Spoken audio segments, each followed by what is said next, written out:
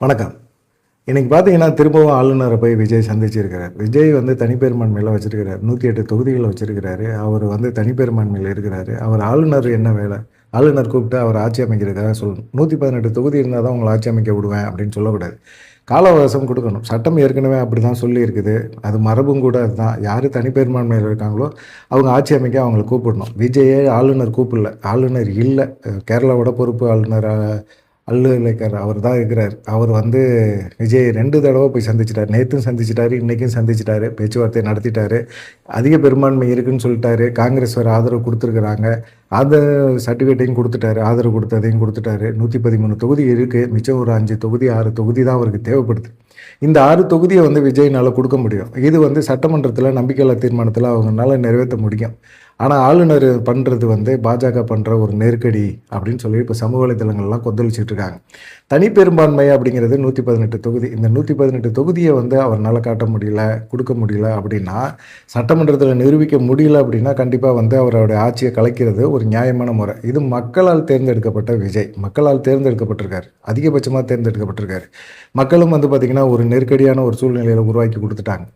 இப்ப வந்து காங்கிரஸ் மட்டும் ஆதரிச்சிருக்கு. காங்கிரஸ் ஏன் உடனே போய் டக்குன்னு உடனே நிபந்தனையற்ற ஆதரவு குடுத்துருக்காங்க அப்படின்னா, 5 எம்எல்ஏக்கள் இருக்காங்க, ஆதரவு குடுக்குறாங்க அப்படின்னா, பாஜக உள்ள நுழைஞ்சிடக்கூடாது. இன்னைக்கு திருமாவளவன் கூட என்ன சொல்லிட்டு இருக்காரு, பாஜக வந்து உள்ள நுழைஞ்சிடக்கூடாதுன்னு சொல்லி காங்கிரஸ் உள்ள வந்திருக்கு. ஆனா உண்மையிலேயே தாவேகா வந்து ஆர்எஸ்எஸோட குழந்தை விஜய். ஆர்எஸ்எஸோட பிடியில தான் வந்து விஜய் கட்சி ஆரம்பிச்சிருக்காரு. ஆர்எஸ்எஸோட கட்டுப்பாட்டில தான் அவர் இருக்கிறாரு. அது எங்களுக்கு இன்னமும் அந்த சந்தேகம் இருக்கு அப்படின்னு சொல்லியிருக்காரு. விஜய் திருமாவளவன் பேசுறது வந்து பார்த்தீங்கன்னா, திருமாவளவன் ஆதரிக்க மாட்டார் அப்படின்னு சொல்லி நினைக்கிறாங்க. ஆனா திருமாவளவன்ட்டையும் ஆதரவு கேட்டிருக்கிறார்.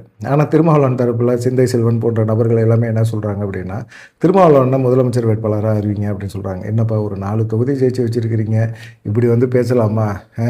108 தொகுதி ஜெயிச்சவர் அவரே கம்முன்னு வந்து முதலமைச்சர் ஆகணும்னு சொல்லி, அவரை முதலமைச்சர் ஆகணும்னு சொல்லி தான் மக்கள் வந்து அவருக்காக ஓட்டு போட்டிருக்காங்க.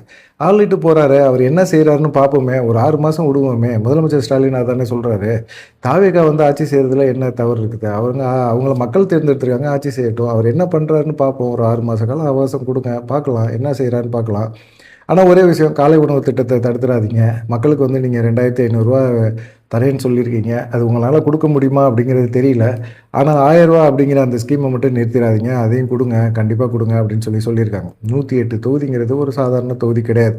உண்மையிலேயே ஆளுநர் என்ன செஞ்சுருக்கணும், விஜயை கூப்பிட்டு வச்சு நீங்கள் பதவி பிரமாணத்தை பண்ணி வச்சுட்டு நீங்கள் வந்து சட்டசபையில் தனிப்பெரும்பான்மையை நிரூபித்து காட்டிடுங்க அப்படின்னு சொல்லியிருக்கணும். ஆனால் இன்றைக்கி இருக்க சூழ்நிலையில் அவர் அப்படி செய்ய முடியுமா?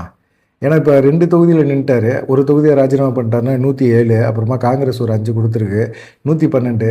அது இல்லாமல் பார்த்தீங்கன்னா சபாநாயகருக்கு வந்து ஓட்டு போட முடியாது, அதனால் 111 தொகுதி. மேஜிக் நம்பர் அப்படின்னா 118. 118 இடங்களுக்கு இன்னும் வந்து அவருக்கு தேவை வந்து ஒரு 6 தொகுதிகள் தேவைப்படுது. பிசிகாவும் சரி, இடதுசாரிகள் கட்சிகளும் சரி, ஒரு அளவுக்கு வந்து இவங்க கொடுத்தாங்க, சப்போர்ட் பண்ணாங்க அப்படின்னா விஜய் நல்லா ஆட்சி அமைக்க முடியும். இவங்களோட ஆதரவோட ஆட்சி அமைக்க முடியுமா? கண்டினியூவாக 5 வருஷம் வந்து நிலையான ஒரு ஆட்சியை கொடுக்க முடியுமானா அது மிகப்பெரிய ஒரு சந்தேகம்தான். ஏன்னா அதிமுக வந்து கண்டிப்பாக இது பண்ணலாம். அதிமுக வந்து அவங்களுக்கு ஆதரவு கொடுக்கலாம். கிட்டத்தட்ட 46 இடங்கள் அவங்க ஜெயிச்சிருக்காங்க. ஆனால் 101 இடங்கள டெபாசிட் போயிட்டாங்க. ஆனால் இந்த மாதிரி சூழ்நிலையில் எடப்பாடி பழனிசாமிக்கு ஒரு பயம் இருக்குது.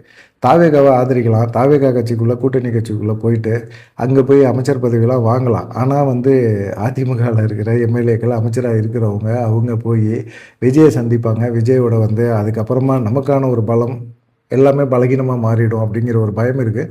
நார்மலான ஒரு பயம்தான். அவரோட பயம் வந்து தொடர்ந்து தோல்வியை கொடுத்துக்கிட்டே இருக்கிறாரு. ஜெயிச்ச ஒரு நபரோட நம்ம கூட்டணியில் போகிறதுல என்ன தப்பு இருக்குது அப்படிங்கிற ஒரு எண்ணத்தில் சிவி சண்முகம் போன்ற நபர்கள் சில பேர் வந்து எடுத்துக்கிட்டு இருக்காங்க. ஆனால் வந்து பார்த்திங்கன்னா இப்போது திமுக காங்கிரஸ் உடஞ்சிருச்சு. காங்கிரஸ் வந்து இப்போ வந்து என்ன செஞ்சுருக்காங்க அப்படின்னா, அவங்களுடைய இதில் வந்து ஒரு அமைச்சர் பதவி கிடைக்கும் அப்படிங்கிற ஒரு எண்ணத்தில் அவங்களும் இருக்கிறாங்க. ஆனால் இப்போ என்னன்னு கேட்டிங்கன்னா, விஜய்க்கு இப்போ யாராவது ஒருத்தங்க பெருமளவில் சப்போர்ட் பண்ணணும். அதிமுக தான் சப்போர்ட் பண்ணணும். அதிமுக அமைதியாக இருக்குது. அவரும் வந்து எடப்பாடி பழனிசாமி இப்போ ஆளுநர் சந்திக்கிறதுக்கான ஒரு அப்பாயின்மெண்ட் கேட்டிருக்கிறாரு. ஆளுநர் விஜய் இப்போ சந்திச்சுட்டு வந்திருக்கிறாரு. என்ன சொன்னார் அப்படிங்கிறது தெரியல. நீங்கள் மெஜாரிட்டியை காட்டுங்க அப்படின்னு சொல்லியிருப்பாங்க. அப்படின்னா விஜயோட அடுத்த வாய்ப்புகள் என்ன இருக்குது அப்படின்னு பார்த்தீங்கன்னா, அவர் வந்து உச்சநீதிமன்றம் தான் போகணும். ஏற்கனவே உச்சநீதிமன்றம் அதெல்லாம் வந்து சொல்லியிருக்கிறாங்க. சொன்ன பிறகுமே அவர் உச்சநீதிமன்றத்துக்கு ஆளுநருக்கு உத்தரவு போடுங்க அப்படின்னு சொல்லலாம். ஆனால் இப்போ வந்து பார்த்தீங்கன்னா, விஜயை வந்து ஆட்சி செய்ய விடாமல் இந்த மாதிரி தடுக்கிறாங்க. குடியரசுத் தலைவர் ஆட்சி கொண்டு வராங்க அப்படின்னா, கண்டிப்பாக 6 மாதம் கழித்து தேர்தல் நடந்தால் விஜய் இதை விட மிக வெற்றி பெறுவார் அப்படிங்கிறது தான் எல்லாத்தோட எண்ணமாக இருக்குது. ஏன்னா மக்களுக்கு வந்து என்னன்னு கேட்டிங்கன்னா, விஜய் வந்து ஆட்சி செய்ய விடுங்க. அவர் என்ன செய்கிறாருங்கிறத பார்க்கணும். எல்லாத்துக்குமே அதுதான் ஆசையே. விஜய் வந்து நான் பண்ண இதெல்லாம் செய்வேன் அப்படின்னு சொல்லியிருக்காருல்ல, அதெல்லாம் செய்ய வராதான்னு பார்க்கணும். ஏன் இதை வந்து திராவிட கட்சிகள் செய்ய மறுத்துச்சு அப்படிங்கிற ஒரு எண்ணம் வரும்ல. இப்போ முதலமைச்சர் அந்த ஸ்டாலினுக்கே அந்த எண்ணம் இருக்கும்போது, ஏன் எடப்பாடி பழனிசாமி, பாஜக போன்ற நபர்களுக்கு அது வரமாட்டேங்குது? சப்போர்ட் பண்ணிட்டு போக வேண்டியது தானே. இல்லை நாங்கள் விஜய்க்கு சப்போர்ட் பண்ண மாட்டோம் அப்படிங்கிற மாதிரி அவரும் நினைக்கிறாரு. ஆனால் சிவி சண்முகம் தலைமையில் நிறைய பேர் என்ன செய்கிறாங்க, அதிமுக எம்எல்ஏக்கள் வந்து பேச்சுவார்த்தை நடத்திட்டு இருக்காங்க. அவங்கள பொறுத்த வரைக்கும் வந்து தாவேக்காவை ஆதரிக்கிறது பெஸ்ட்டு. ஏன்னு கேட்டிங்கன்னா, தொடர்ந்து ஒரு தோல்வி முகத்தை தான் கொடுத்துக்கிட்டே இருக்கார். 11 தோல்வி பழனிசாமி அப்படிங்கிற பேரை வாங்கிட்டார். இனிமே அவரால் வெற்றி பெற முடியுமா, வெற்றியை கொடுக்க முடியுமா அப்படிங்கிற ஒரு சந்தேகம் எல்லாத்துக்குமே இருக்குது. அப்படிப்பட்ட ஒரு சூழ்நிலையில் நம்ம வந்து இனிமே அதிமுக அப்படின்னு சொல்லி நம்பிட்டு இருக்கிறதோட ஆட்சி அதிகாரத்தில் போய் உட்காருவோம். கூட்டணி கட்சிகளுக்கும் ஆட்சி அதிகாரத்தில் பங்கு அப்படின்னு சொல்லி விஜய் சொல்லியிருக்காருல்ல. நம்ம வந்து போனோம்னா, அங்கே விஜய் ஆதரித்தோம் அப்படின்னோம்னா கண்டிப்பாக நமக்கு ஒரு இடம் கிடைக்கும் அப்படின்னு சொல்கிறாங்க. இப்போ 3ல் 2 பங்கு எம்எல்ஏக்கள் வந்து தாவனா தான் எம்எல்ஏக்கள் கட்சி தாவல் சட்டத்தில் வந்து அவங்க மேலே எந்த இதுவுமே பாயாது. எம்எல்ஏ பதவி வந்து தகுதி நீக்கம் பண்ண மாட்டாங்க. இப்போ அதிமுக பொறுத்த வரைக்கும் 46 பேர் இருக்கிறாங்க. அதில் வந்து 32 பேர் வந்து இப்போது அப்படியே தாவணும், அப்படியே தாவேக்காவை ஆதரிக்கணும். சட்டமன்றத்தில் போட்டி அதிமுக அப்படின்னு சொல்லி உருவானா அவங்க மேலே வந்து தகுதி நீக்கம் எதுவுமே பண்ண முடியாது எடப்பாடி பழனிசாமினால். ஆனால் ஒரு சைடு பார்த்திங்கன்னா சிவி சண்முகம், அப்புறமா விஜயபாஸ்கர், இவங்க எல்லாமே வந்து பார்த்திங்கன்னா பாண்டிச்சேரியில் எம்எல்ஏக்கள் ஒரு 25 எம்எல்ஏக்களை வந்து லாக் பண்ணி வச்சுருக்கிறாங்க. எந்த சூழ்நிலையும் யாரும் கடத்திடக்கூடாது அப்படின்னு சொல்லி. ஏன்னா எடப்பாடி பழனிசாமிக்கு ஒரு பயமுறுத்தலை யாருன்னு கேட்டிங்கன்னா லீமா ரோஸ் தான். லீமா ரோஸ் ஒரு 300 கோடி கொடுக்குறாங்க அப்படின்னு சொல்லிட்டு அவங்கள கொண்டாந்து கட்சிக்குள்ளே சேர்த்து அவங்களுக்கு கட்சியில் சேர்ந்த 3 மாதத்தில் அவங்களுக்கு எம்எல்ஏ பதவி கொடுத்து, எம்எல்ஏ லால்குடி தொகுதியை கொடுத்து அவங்க எம்எல்ஏ ஆகி இப்போ எடப்பாடி பழனிசாமிக்கு அவங்க அட்வைஸ் பண்ணுறாங்க. இப்போ என்னன்னா அவங்களால முடியும், எம்எல்ஏக்கள் விலைக்கு வாங்க முடியும். எப்படி கூவத்தூரில் வந்து எடப்பாடி பழனிசாமி எம்எல்ஏக்களை விலைக்கு வாங்கினாரோ அதே போல் லீமா ரோஸ்னால் அதிமுக எம்எல்ஏக்களை விலைக்கு வாங்க முடியும். தாவேகாவை ஆதரிக்க முடியும். ஏற்கனவே அவங்க மருமகன் தான் தாவேகாவில் முக்கியமான பொறுப்பில் இருக்கார், ஆதவர்ஜுனா. அதனால் வந்து லீமா ரோஸ் மூலமாக கூட மூவ் பண்ணுவாங்க. இதெல்லாம் பயந்துட்டு தான் எடப்பாடி பழனிசாமி என்ன செஞ்சுருக்கிறாரு, எல்லாத்தையும் கூவத்தூர் இது பாண்டிச்சேரியில் கொண்டு போய் அடைச்சி வைங்க அப்படின்னு சொல்லி எல்லாத்தையும் அடைச்சி வச்சிருக்கிறாங்க. பெரும்பாலான எம்எல்ஏக்கள் அதிமுக எம்எல்ஏக்களுக்கு விஜய் ஆதரிக்கலாம் அப்படின்னு சொல்கிறாங்க. பாஜக வந்து பெருமளவில் வந்து சமூக வலைத்தளங்களில் பாஜகவை வந்து கடுமையான விமர்சனங்கள் கொடுத்துக்கிட்டு இருக்காங்க. பாஜக வந்து இப்படி தான் பண்ணோம். ஆனால் பண்ண பிறகு என்ன செய்வாங்க, விஜயை தான் முதலமைச்சர் ஆக்குவாங்க. விஜய் வந்து டக்குன்னு உடனே முதலமைச்சர் ஆக்கிட்டாங்க அப்படின்னா வந்து அவங்க சில நிபந்தனைகளுக்கெல்லாம் விஜய்க்கு ஒத்து போகிறனா தான் கண்டிப்பாக இது பண்ணுவாங்க. ஏன்னா பிஎம்ஸ்டி அந்த திட்டங்கள் எல்லாமே கொண்டு வரணும். திமுக அரசு இருக்கிற வரைக்கும் அது கொண்டு வர முடியல. இப்போ மேற்கு வங்கத்தில் மம்தா இருந்த வரைக்கும் கொண்டு வர முடியல. இப்போ மேற்கு வங்கத்தில் பாஜக ஆட்சி வந்துருச்சு. அதனால் அந்த ஸ்கீமை வந்து ரொம்ப சுலபமாக கொண்டு வந்துடுவாங்க. ஆனால் இங்கே வந்து விஜய் இதுக்கு சம்மதிக்கிறாரு அப்படின்னா கண்டிப்பாக வந்து இதுக்கெல்லாம் வந்து உடன்படுவாங்க. ஆனால் விஜய் வந்து திருமாவளவன் சொல்கிற மாதிரி ஆர்எஸ்எஸோட ஒரு கைப்பிள்ளை, பிஜேபியோட ஒரு அடிமை, பிஜேபி தான் அவரை இயக்குது அப்படிங்கிறதெல்லாம் வந்து இந்த குற்றச்சாட்டுகளை வந்து எதிர்க்கட்சிகள் எல்லாத்துக்குமே வைக்கிறாங்க.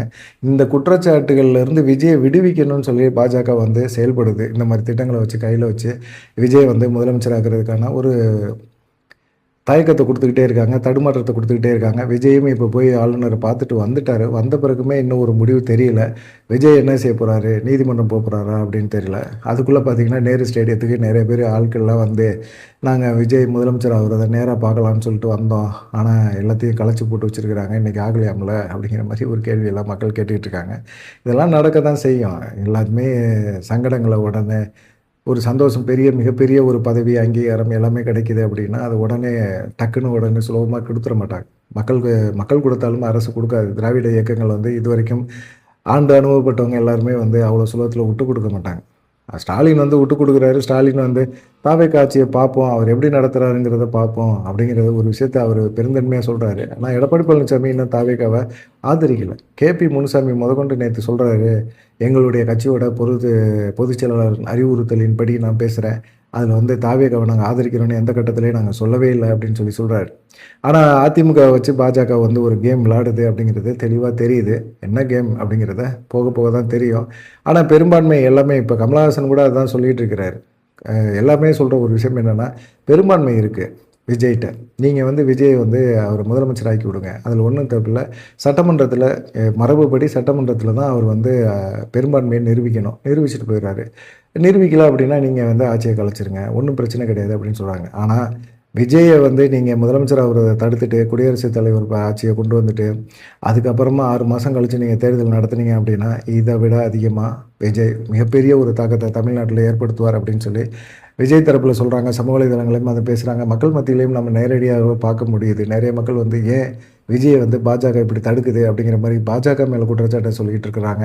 எல்லாருமே ஆளுநர் பாஜகவோட கட்டுப்பாட்டில் தானே இருக்கிறாரு, பாஜக ஆள் தானே அவர், ஆர்எஸ்எஸ் ஆள் தானே அவர் தான் விஜயை வந்து தடுக்கிறாரு அப்படிங்கிற மாதிரி குற்றச்சாட்டை வைக்கிறாங்க. இதுவே வந்து பாஜகவுக்கு மைனஸ் பாயிண்ட் ஆகிடும். பாஜக தொடர்ந்து விஜய் வந்து டார்ச்சர் பண்ண மாட்டாங்க, ஒரு குறிப்பிட்ட எல்லை வரைக்கும் தான். அதுக்கப்புறமா விஜய் வந்து அவங்க போக்கில் கொண்டு போயிடுவாங்க. விஜய் வந்து பாஜகவோட ஆள் அப்படின்னு சொல்லி திருமாவளவன் இன்னமும் சொல்லிக்கிட்டே இருக்கிறார். அப்படிப்பட்ட சூழ்நிலையில் திருமாவளவன் எங்கே விஜய் ஆதரிக்க போகிறாரு, கம்யூனிஸ்ட் கட்சியில் எப்படி திருமாவளவனை விஜய் எப்படி ஆதரிக்க போகிறாங்க அப்படின்னு தெரியல. ஆனால் சப்போர்ட் பண்ணுறாங்க, ஆட்சி அமைக்க விடுங்கன்னு சொல்கிறாங்க, ஆனால் ஆதரிக்க மாட்டேங்கிறாங்க. அதுதான் மிகப்பெரிய ஒரு விஷயம்.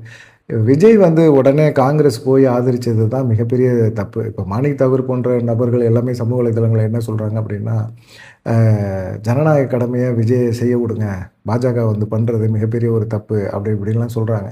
விஜய்க்கு ஆதரிக்கிறோம், விஜய்க்காக நாங்கள் சப்போர்ட் பண்ணுறோம் அப்படிங்கிற மாதிரி சொல்கிறவங்க எல்லாருமே தேர்தல் சமயம் வரைக்கும் சப்போர்ட் பண்ணலை, இப்போ பண்ணுறாங்க. இப்போ பண்ணுறதே பாஜக வெறுப்பேற்றுற மாதிரி இருக்குது. ஏன்னா பாஜக காங்கிரஸ் கட்சியை இந்தியா முழுவதும் ஒழிக்க பார்க்குறாங்க.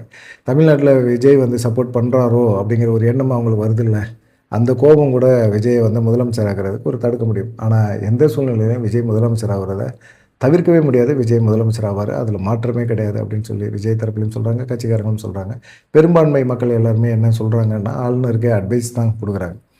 நீங்கள் பெரும்பான்மை அப்படிங்கிற ஒரு விஷயத்தை வந்து விஜய் கையில் இருக்குது.